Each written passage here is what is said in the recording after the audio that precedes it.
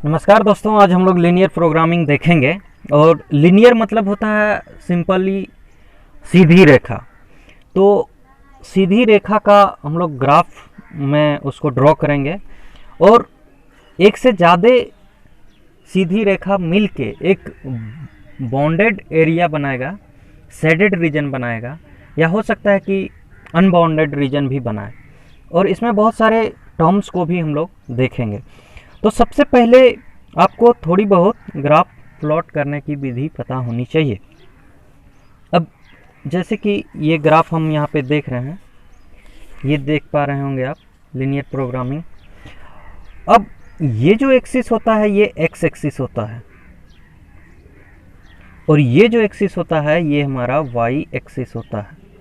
ठीक है, ये प्लस एक्स होता है और इधर इस पॉइंट से इधर माइनस एक्स होता है, इस पॉइंट से उधर प्लस वाई होता है, और इस पॉइंट से नीचे माइनस वाई होता है। इतनी बात आप समझ पा रहे होंगे। जहाँ पे एक्स एक्सिस और वाई एक्सिस एक दूसरे को इंटरसेक्ट करता है, दैट पॉइंट इज ऑरिजिन। ठीक है, इसको क्या बोलते हैं? ऑरिजिन बोलते हैं। अब ऑरिजिन का हिंदी मीनिंग क्या होता है? ऑरिजिन का हिंदी मीनिंग होता है वो सोर्स, वो जगह या वो पॉइंट जहाँ से हम लोग कोई रेखा खींच सकते हैं। अब बेसिकली पॉइंट की बात करें तो सिंपली एक पॉइंट, ये एक पॉइंट हो गया। तो इस पॉइंट से अगर हम रेखा खींचने की कोशिश करेंगे तो कितनी रेखा खींच सकते हैं? इधर भी खींच सकते हैं, इधर भी खींच सकते हैं, इधर भी खींच सकते हैं, इधर भी, इधर भी, इधर भी। जितना मर्जी चाहे इस पॉइंट से हम लोग क्या खींच सकते हैं? स्ट्रेट लाइन खींच सकते हैं। तो ये हमारा ओरिजिन होता है, ये हमारा क्या होता है? सोर्स होता है, जहाँ से हम लोग लाइन को आगे बढ़ाते हैं। अब लाइन किसको कहते हैं और पॉइंट किसको कहते हैं? पॉइंट तो बेसिकली आपका ये एक सिंपल सा पॉइंट हो गया, और इसी तरह के बहुत सारे पॉइंट हैं मान लेते हैं, और इन सारे पॉइंट को जब हम लोग मिला देते हैं तो ये कहलाता है एक लाइन। तो लाइन बेसिकली क्या होता है? छोटे छोटे पॉइंट्स को मिलाने के बाद हमारा एक लाइन बनता है। और लीनियर प्रोग्रामिंग में हम लोग बेसिकली एक स्ट्रेट लाइन की बात करेंगे। ठीक है, तो अभी तक आप यहाँ पे समझ पाए होंगे, ये होता है ओरिजिन, ये एक्स एक्सिस, ये y axis, minus x minus y axis. ठीक है, अब इस ओरिजिन का जो कोऑर्डिनेट होता है, कोऑर्डिनेट किसको कहते हैं? कोऑर्डिनेट उसको कहते हैं जहाँ पे आप x और y के दोनों वैल्यू को देख पाते हैं। यहाँ पे x है और यहाँ पे y है। ठीक है, तो ये हमारा कोऑर्डिनेट हो गया। कोई पॉइंट है P और इसकी जो कोऑर्डिनेट है वो है x और y। तो यहाँ पे हम लोग x की वैल्यू लिखते हैं और इस जगह पे हम लोग y की वैल्यू लेते हैं। ये हमेशा आपको अंडरस्टूड होना चाहिए कि अगर कोई पॉइंट 5 और -3 है, इसका मतलब x पे वो 5 है और y पे वो -3 है। ये चीज़ आपको पता होना चाहिए। अब यहाँ पे ओरिजिन है, तो ओरिजिन का जो कोऑर्डिनेट होता है, ओरिजिन वो एक्सिस होता है, सॉरी वो पॉइंट होता है जहाँ पे x की वैल्यू और y की वैल्यू, दोनों की वैल्यू क्या होती हैं? 0 होती हैं। तो ओरिजिन ऑलवेज 0 होता है, जहाँ पे x और y दोनों का जो कोऑर्डिनेट है वो 0 हो जाता है। अब अगर हम x एक्सिस की बात करें, जैसे कि इस पॉइंट पे अगर बात करें, मान लेते हैं यहाँ पे +1 होगा, 2 होगा, 3 होगा, 4 होगा और ये 5 होगा। तो इस पॉइंट को दिखाने के लिए हम लोग मान लेते हैं इसका नाम कोई a है। तो इस पॉइंट को दिखाने के लिए x एक्सिस पे तो 5 वैल्यू है, लेकिन y एक्सिस पे 0 ही है। मतलब y एक्सिस पे तो कुछ भी नहीं है, तो y एक्सिस क्या है? हमारा 0 है, और ये x एक्सिस पर ही लाई कर रहा है। तो किसी एक्सिस पे अगर लाई कर जाए तो उस एक्सिस की तो पॉइंट होगी, लेकिन दूसरा जो एक्सिस होगा उसकी वैल्यू 0 हो जाएगी। तो a की अगर कोऑर्डिनेट की बात करें तो ये x y का कोई वैल्यू होगा। तो अगर यहाँ से ओरिजिन से यहाँ की दूरी अगर 5 सेंटीमीटर है, ठीक है, तो x की वैल्यू 5 हो जाएगी, और ये x एक्सिस में ही लाई कर जा रहा है, इसलिए y का कोऑर्डिनेट तो यहाँ पे 0 हो जाएगा। तो a पॉइंट की अगर कोऑर्डिनेट की बात करें तो 5 और 0 होगा। ये बात आपको समझ में आना चाहिए। अब इधर अगर y की बात करें तो y पे मान लेते हैं हमको 10 y बराबर 10 को हमको ड्रॉ करना है। y बराबर 10 क्या है, ये भी एक लीनियर इक्वेशन है जहाँ पे y बराबर क्या है 10 है। इसका मतलब है कि y का पॉइंट दिया हुआ है और x एक्सिस का कोई पॉइंट नहीं है, इसलिए x की वैल्यू 0 होगी, y की वैल्यू बेसिकली 10 होगी।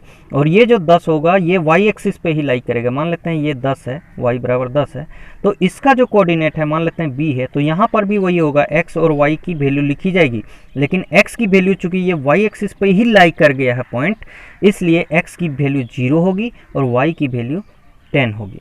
ये दोनों पॉइंट आपको समझना होगा, ठीक है। ये नहीं कि यहाँ पे 10 लिख देंगे, यहाँ पे 0 लिख देंगे, नहीं, ये हमेशा x की और ये हमेशा y की वैल्यू दिखाता है। अब यहाँ से मान लेते हैं, हम लेते हैं 3 और 2 लेते हैं, ठीक है, 3 और 2, मतलब कि x एक्सिस पे कितना लेना है, 3 लेना है, और y एक्सिस पे कितना लेना है, 2 लेना है। तो ये पॉइंट कहीं यहाँ पे आएगा, ठीक है, ये पॉइंट कहीं यहाँ पे आएगा जहाँ पे x की वैल्यू कितनी होगी, 3 होगी, और y की वैल्यू कितनी होगी, 2 होगी। इतनी बात आप समझ में आ गया होगा आपको। अब एक और ग्राफ से इसको समझते हैं। ये देखिए, अब इसमें 4 क्वाड्रेंट है। ये हमारा एक प्लेन हो गया, ठीक है, ये x एक्सिस है, ये y एक्सिस है, ये एक्स वाई एक्सिस का एक प्लेन हो गया ये बेसिकली, ठीक है, सिंपल एक्स वाई का एक रीजन हो गया, और y माइनस वाई का एक ये रीजन हो गया, और y और माइनस वाई का एक रीजन ये हो गया, ठीक है, और x और y का एक रीजन ये हो गया। तो इसमें जो x भी पॉजिटिव है इस रीजन पे क्या है, इस रीजन पे क्या है, x भी पॉजिटिव है और y भी पॉजिटिव है। तो इस क्वाड्रेंट को बोलते हैं फर्स्ट क्वाड्रेंट। इसको क्या बोलते हैं, फर्स्ट क्वाड्रेंट बोलते हैं।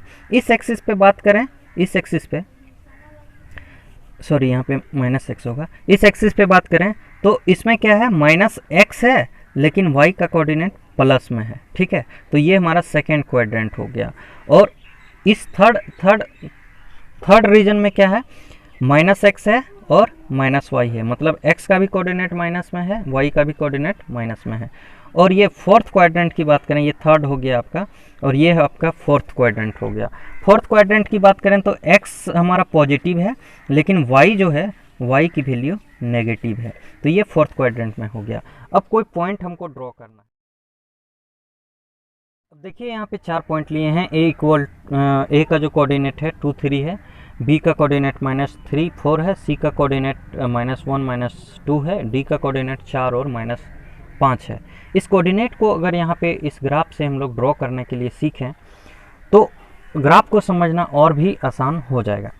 देखिए यहाँ पे a की जो कोऑर्डिनेट है 2 और 3 है, इसका मतलब है कि a का कोऑर्डिनेट x की वैल्यू कितनी है, 2 है, y की वैल्यू कितनी है, 3 है, और दोनों प्लस है। यहाँ पे क्या होता है, दोनों प्लस होता है, x भी प्लस y भी प्लस। यहाँ पे क्या होता है, x तो नेगेटिव होता है, ठीक है, लेकिन y क्या होता है, पॉजिटिव होता है।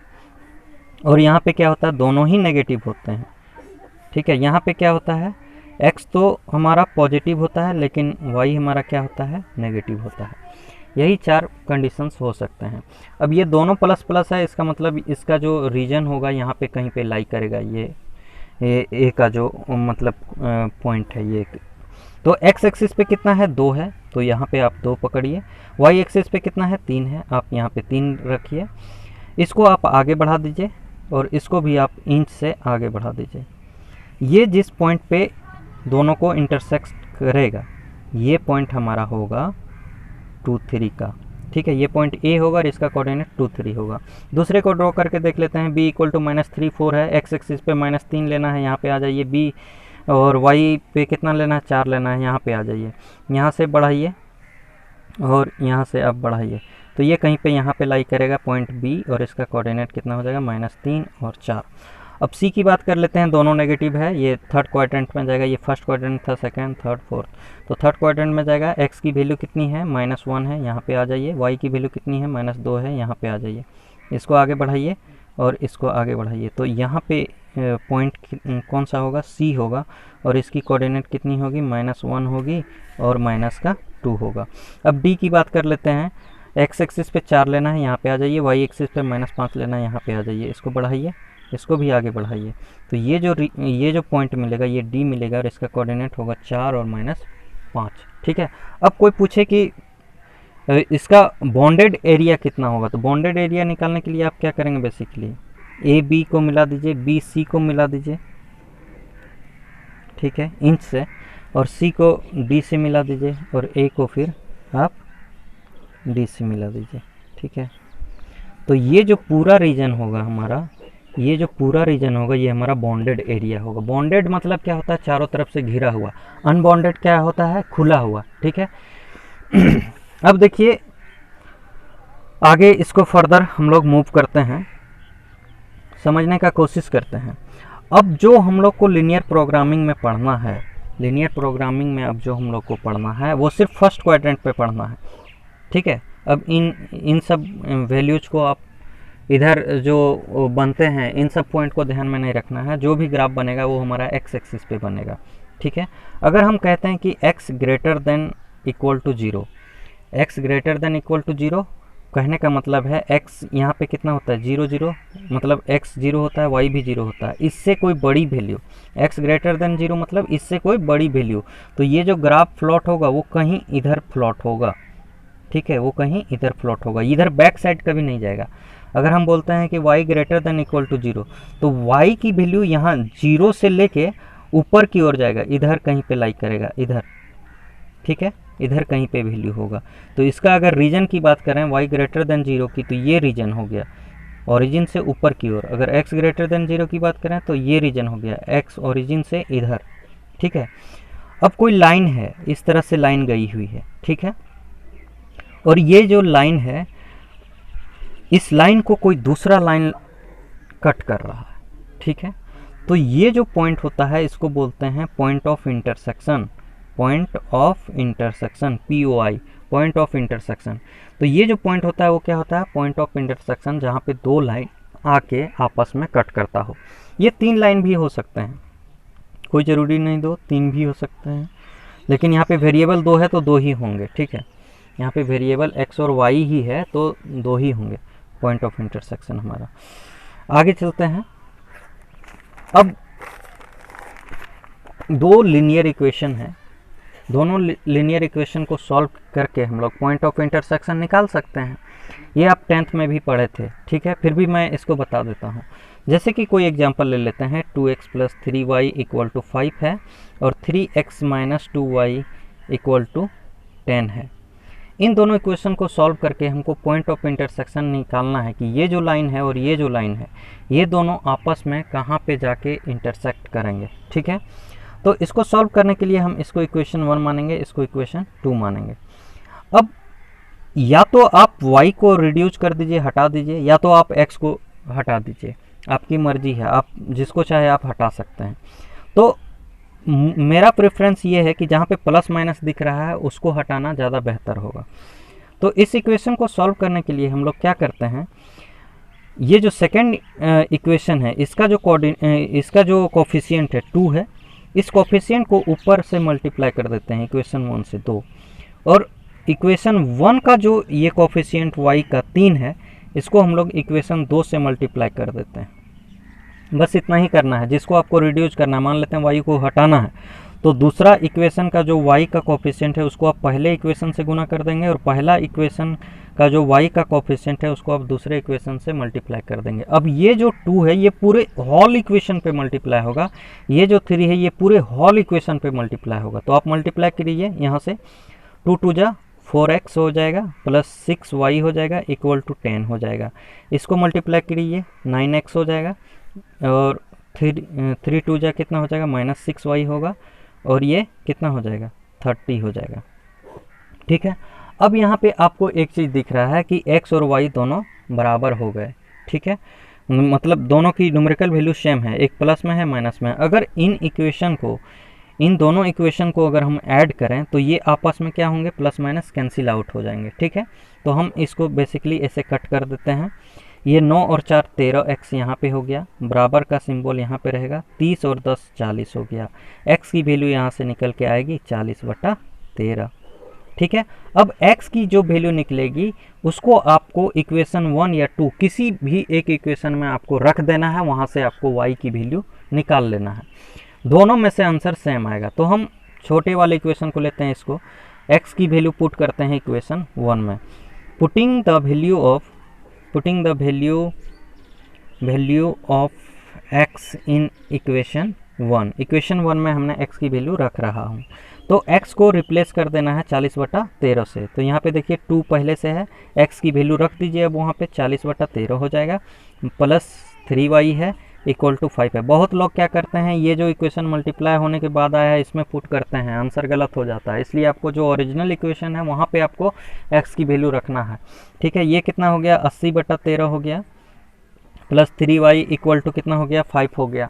अब क्या करना है, आपको y वाले को तो इधर रखना है और जो न्यूमेरिकल वैल्यू है उसको उधर भेज दीजिए। तो 5 माइनस 80 कितना हो जाएगा, 13 हो जाएगा, ठीक है।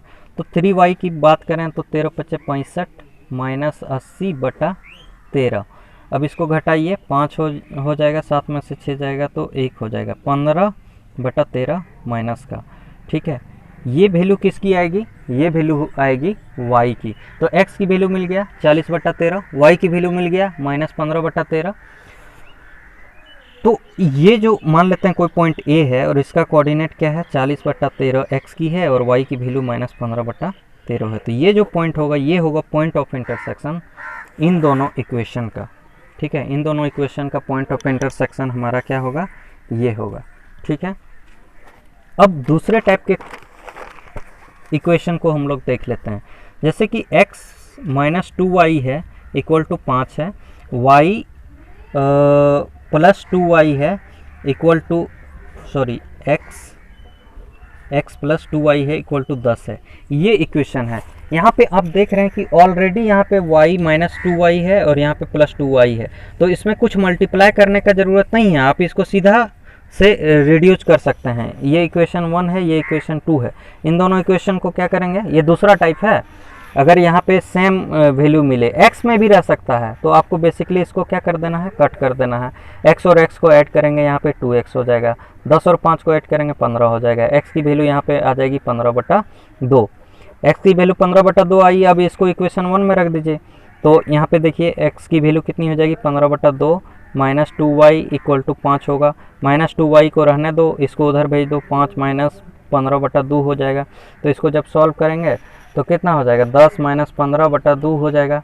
अर्थात y की वैल्यू -2y की वैल्यू कितनी आ जाएगी, यहाँ से -2y की वैल्यू आ जाएगी -5/2। अब देखो इधर भी माइनस इधर भी minus cancel, 2y equal to कितना आ गया, 5/2 आ गया। अब ये 2 इस y के साथ मल्टीपल में उधर जाएगा तो क्या होगा, डिवाइड में होगा, तो 5/4 हो गया। तो y की वैल्यू आ गई 5/4, x की वैल्यू आ गई कितना, 15/2। तो इन दोनों इक्वेशन का अगर पॉइंट ऑफ इंटरसेक्शन पूछे हमें तो क्या बताना है, x का कोऑर्डिनेट 5/2 और y का कोऑर्डिनेट 5/4। ये जो कोऑर्डिनेट होगा यहाँ पे x, ये दोनों इक्वेशन आपस में इंटरसेक्ट कर रहे होंगे। अब तीसरे टाइप के प्रॉब्लम में चलते हैं। तीसरा इक्वेशन आपको ऐसे दे सकता है, x इक्वल टू 5 है, x plus y equal to 10 है, ठीक है। तो बेसिकली करना क्या है, ये इक्वेशन 1 है, इक्वेशन 2 है, x की वैल्यू तो 5 गिवन है, तो x की वैल्यू तो पता करना नहीं है, y की वैल्यू पता करना है। तो x की वैल्यू दूसरे इक्वेशन पे रख दो, ठीक है। Put the value of x in equation 2। तो यहाँ पे रखिए x की value 5 plus y equal to 10 हो जाएगा। तो y इक्वल टू कितना होगा, 10 माइनस 5 होगा, बराबर 5 हो जाएगा। तो आपको पॉइंट ऑफ इंटरसेक्शन मिल गया यहाँ से भी कि x की वैल्यू 5 है और y की वैल्यू 5 है। यहाँ पे अगर यहाँ पे क्या होंगे, दोनों लाइन आपस में इंटरसेक्ट कर रहे होंगे। इसी तरह y की वैल्यू दे सकता है, ठीक है, इसी तरह y की वैल्यू दे सकता है, x की वैल्यू आपको निकाल लेनी होगी, ठीक है। अब हम नेक्स्ट टाइप पे चलते हैं।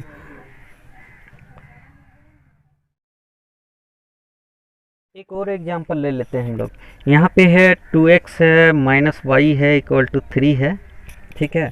और दूसरा इक्वेशन ले लेते हैं 3x है और माइनस 3y है इक्वल टू मान लेते हैं 3 है। ये दो इक्वेशन है, ठीक है।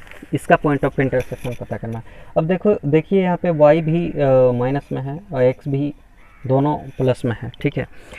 तो यहाँ पे साइन तो डिफरेंट नहीं, पहला क्वेश्चन में साइन डिफरेंट था, यहाँ पे साइन सेम है। तो इस तरह के क्वेश्चंस को सॉल्व करने के लिए फिर वैसे ही हम लोग करेंगे। यहाँ पे इक्वेशन 1 लिखेंगे, यहाँ पे 2 लिखेंगे, इसका कोफिशिएंट यहाँ पे 3 है, सिर्फ कोफिशिएंट से मतलब है, साइन से मतलब नहीं है। 3 है तो 3 से मल्टीप्लाई कर दिए, इसके कोफिशिएंट यहाँ पे 1 है तो इसको 1 से मल्टीप्लाई कर दिया। अब मल्टीप्लाई करिए, ये 3 2 जा कितना हो जाएगा, 6x हो जाएगा, माइनस 3y होगा, बराबर कितना हो जाएगा, 9 होगा। ये 1 से मल्टीप्लाई होगा तो ये एज इट इज रहेगा, माइनस 3y हो गया इक्वल टू 3 हो गया। अब देखिए इसको सीधा कट नहीं करेंगे, सीधा कट कब करते थे, जब साइन अलग रहता था, क्योंकि जोड़ना होता है, ठीक है, जोड़ना होता है इन दोनों इक्वेशन को, इसीलिए सीधा कट कर देते हैं। लेकिन यहाँ पे तो दोनों माइनस माइनस में है, तो हम लोग साइन चेंज कर देंगे। किसका साइन चेंज करेंगे, इस वाले इक्वेशन का साइन चेंज करेंगे, इसका साइन चेंज नहीं करेंगे।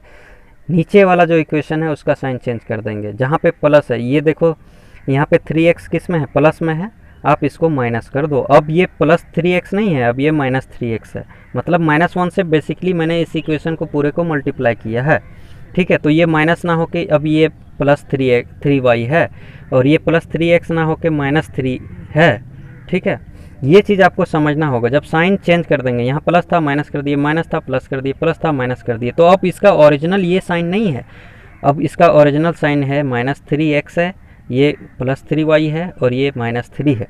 तो बेसिकली यहाँ पे देखिए -3y है और ये अब +3y हो गया है, तो -3y + 3y कैंसिल आउट हो जाएगा। यहाँ पे 6x प्लस में है और ये 3x प्लस में नहीं है, ये -3x है, तो 6x में से -3x जाएगा तो कितना होगा, 3x होगा, और 9 में से 3 जाएगा, 9 में से 3 जाएगा तो कितना होगा, 6 होगा, 9 में से 3 जाएगा तो कितना होगा, 6 होगा। अब x की वैल्यू निकाल लीजिए, 6/3, ये कटेगा 2, तो x की वैल्यू कितनी आ गई, 2 आ गई। अब इसको आप किसी भी इक्वेशन में रख दीजिए, पहले ही इक्वेशन में रख देते हैं, 2 × 2 -y = 3, तो -y इक्वल टू कितना होगा, 3, और ये 2 दूना 4 इधर जाएगा तो -4, तो -y इक्वल टू कितना आया, -1 आया, तो y इक्वल टू कितना आ गया, 1 आ गया। तो जो पॉइंट ऑफ इंटरसेक्शन मिला हमें वो मिला x = 2 और y = 1। इस पॉइंट पे ये दोनों इक्वेशन आपस में इंटरसेक्ट कर रहे होंगे, ठीक है। इतने ही वेरिएशन हो सकता है, इससे ज़्यादा वेरिएशन नहीं हो सकता है, ठीक है। और भी ज़्यादा वेरिएशन हो सकता है, जैसे कि कोई इक्वेशन इस तरह से लिखा हुआ है, 2/3x है प्लस 3/2y है इक्वल टू 1 है, और यहाँ पे एक और इक्वेशन लिखते हैं, 5x है प्लस 3/2y है इक्वल टू मान लेते हैं 5 है। तो आप इसको बेसिकली सॉल्व कर लीजिए, पहले एक सिंपल फॉर्मेट में लिख लीजिए। सिंपल फॉर्मेट में लिखने का मतलब क्या है, सिंपल फॉर्मेट में लिखने का मतलब है नीचे एलसीएम ले लेंगे यहाँ पे, ठीक है, नीचे एलसीएम लेंगे, 3 है यहाँ पे 2 है, तो 3 और 2 का एलसीएम कितना आ जाएगा, 6 आ जाएगा, ठीक है। और 3 से इसको क्या करेंगे, डिवाइड करेंगे, तो कितना हो जाएगा, 2 टाइम्स में 2 ऊपर से मल्टीप्लाई होगा 4x, और यहाँ पे कितना हो जाएगा 9y हो जाएगा, है ना, इक्वल टू 1। अब देखो इसके नीचे कुछ नहीं तो 1 है, क्रॉस मल्टीप्लिकेशन करो, ये इससे मल्टीप्लाई होगा, ये इससे मल्टीप्लाई होगा, बेसिकली ये इक्वेशन बनेगा कितना, 4x + 9y इक्वल टू कितना होगा, 6। अब ये हमारा स्टैंडर्ड इक्वेशन बन गया, ठीक है। उसी तरह यहाँ पे भी करेंगे, 6 आया एलसीएम, है ना, और 5 दूना 10x हो गया, और 3 तिया 9y हो गया इक्वल टू 5 हो गया। तो अब क्या करेंगे, अब ये मल्टीप्लाई होगा इससे, है ना, इसको यहाँ पे मल्टीप्लाई कर दीजिए, 10x + 9y इक्वल टू कितना हो गया, 30। ये इक्वेशन 2 हो गया, ये इक्वेशन 1 दिया हुआ था। इन दोनों को सॉल्व करेंगे, पॉइंट ऑफ इंटरसेक्शन वैसे ही हम लोग निकाल देंगे, इसमें कोई सोचने वाली बात नहीं है, इससे ज़्यादा वेरिएशन आपको देखने को नहीं मिल सकता है।